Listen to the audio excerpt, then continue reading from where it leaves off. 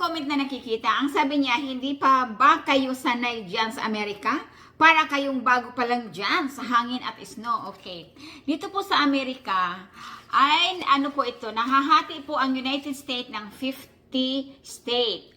So, hindi po lahat ang lugar ng Amerika ay nag-snow. Kung akalain nila pag sinasabing na sa United States ay nag-snow lahat yan, naglukdo ang bubong ng snow, hindi po. Mayroong mga state na talagang parating nag-snow pag tuwing winter, like Alaska, Colorado, Michigan, New York, Maine, and iba pa. Pero dito po sa state na ako, kung saan ako nakatira, dito sa South Carolina, ay hindi po kami masyadong nag-snow. Mapalad na lang kami kung makapag-snow kami ng twice a year or once a year. Tapos, kung mag-snow man dito, ang mga tao ay masaya kung parating ang snow. Pero magkaiba doon sa nangyari noong nakaraang araw na tawag doon ice storm. Magkaiba kasi ang ice storm talaga ay napaka-dangerous yan siya. Lahat nga ng mga trabaho dito ay nag-close ng dahil very slippery. Slide ba? Madalinas ka, anak. Joke lang, nanay. Tapos, yun na nga kaya, ang school until nga ngayon ay hindi pa nagbukas, nag-announce pa rin kahapon na today, which is today is Wednesday, na mag-close pa rin kasi nga mayroon pang mga ibang area na nag-ice pa rin nang dahil sa umaga ay nag-low ang temperature. Kasi pag natunaw ang tubig dyan sa kalsada ay pagkaumagahan yan, pag bumaba ang temperature ay maging ice yan. Now, ang sabi niya sa akin, hindi pa ba kayo nasanay dyan sa hangin? Kaya nga sinasabi ko dito na ang state po ng Amerika ay hindi po magkapareho. Hindi nga kami nag-i-snow parati, pero mayroon kaming tornado. Alam nyo ba kung ano ang tornado? Ito, para dito sa nag-comment na ito. Joke lang mga nanay. Dala na yung entertainment na to, no? Ang tornado ay yung hangin na pag matamaan yung matamaan yung agtang mo ay sigurado talagang lipad. Joke lang mga nanay. Ang tornado, sabi nga niya na, hindi pa ba nasanay kayo dyan sa snow at saka sa hangin? Hindi po lahat ng state ng Amerika ay may tornado. Dito po sa amin ay may tornado. Ang tornado ay lumilipad yung bahay mo pag matamaan. Kaya nga dito, pag mag-siren na, ang siren nandyan lang malapit sa amin. Pag may siren, magtago ka na. Pero wala man kaming basement. Paliparin na lang namin yung bags namin. No, joke lang. So, ang iba magpunta na doon sa basement. Pag walang basement, magpunta ka sa talagitnaan ng bahay nyo. Kasi kung diyan ang dadaan ng tornado, ay sigurado talaga lilipad ang iyong bubong. Sa isang lang. So, napakadelikado po. Kaya nga doon siya nagkukomenta, hindi pa ba kayo sanay dyan sa snow? Bago lang ba kayo? Hindi nga lahat ng parts ng United States ay maraming nag-i-snow. Like what I said, kami dito once a year, twice a year. Sometimes, mga nanay, 2 taon na hindi talaga kami nagka-snow. Tapos, ngayon, yun na nga, nakarang araw, nag-ice storm naman siya. Kaya nagpapanik ang mga tao dito. Ang mga tao dito ay hindi sanay na mag-drive na may ice. Kaya, delikado yan. Kung gusto mo pang, bumalik sa bahay na buo yung buo yung pa. Joke lang mga nanay. Pero totoo yung sinasabi ko. Pero yung expression natin sa natin mga kananay, that's part of our entertainment. Ang iba maiinis, ang iba hindi, ang iba matatawa, yun lang po yun. Pero parang pag may magandang sense of humor, matatawa siya dyan dahil ba itong babae na to. Joke lang yun. Pero totoo yung pinagsasabi ko mga kadalay. So, lahat po na state dito ay hindi po pare-pareho. Mayroong state na parari talagang nag-i-snow. Sa amin, I'm very lucky. At alam nyo ba, meron ako isang kaibigan dito. Noong nag-storm, nasira yung kanilang heater. Natira. Kasi pag mag-storm kasi lalo na mag-ice storm, yung snow din na mag-ice yan siya. Yung mga yung mga pipe dyan sa ilalim, baka mamaya masira at wala kayong tubig. Wala kayong iinumin. Yes, that's really true. Yan na nga. So, hindi po lahat na state ay pare-pareho. Mga kananay, sa hindi pa mag-umpisa ang ice storm dito sa amin, lalabas muna kami, pupunta sa tindahan at ibibili namin si Matthew ng white hot chocolate, no? Saka, bibili na rin ako ng chayote para magluto ako ng sabaw.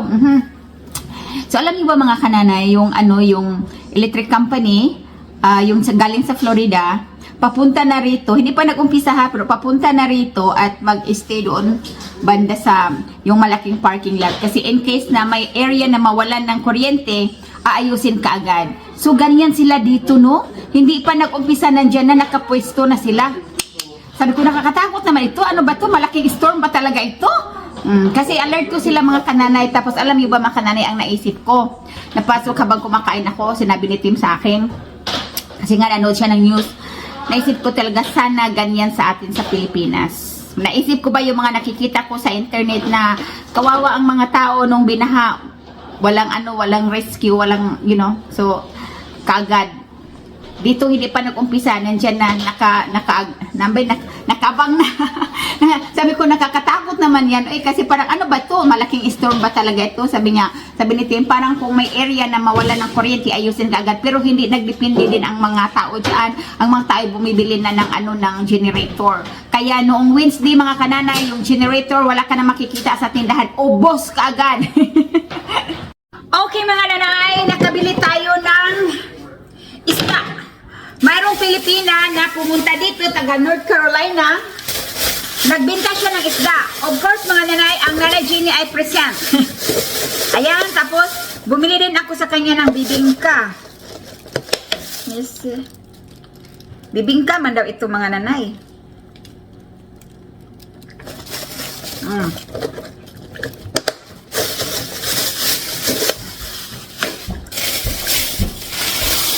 So, bumili ako ng 2 pack, mga nanay. Ang dami kong isda.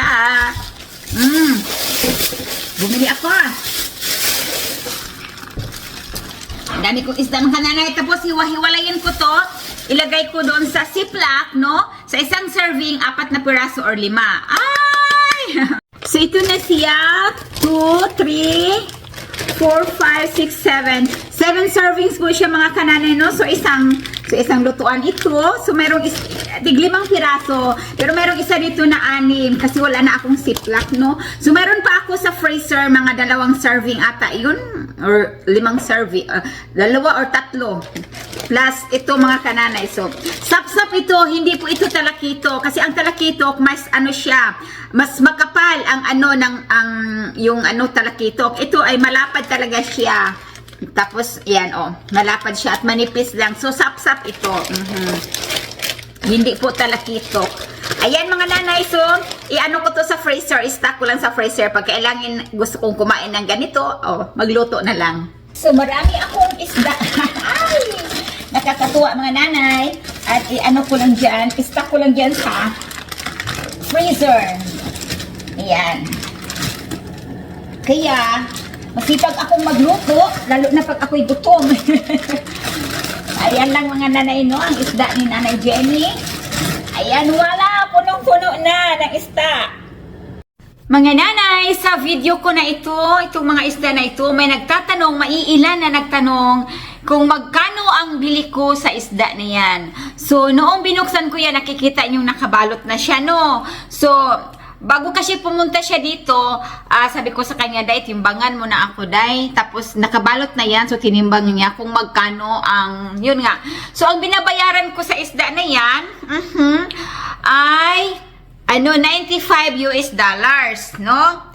So, kung i-convert natin sa Philippine money, convert natin ito nang dahil nga Pilipino naman na nasa Pilipinas ang mga nagtatanong, ay siya 5,634.45. Ayan po, no? Ayan.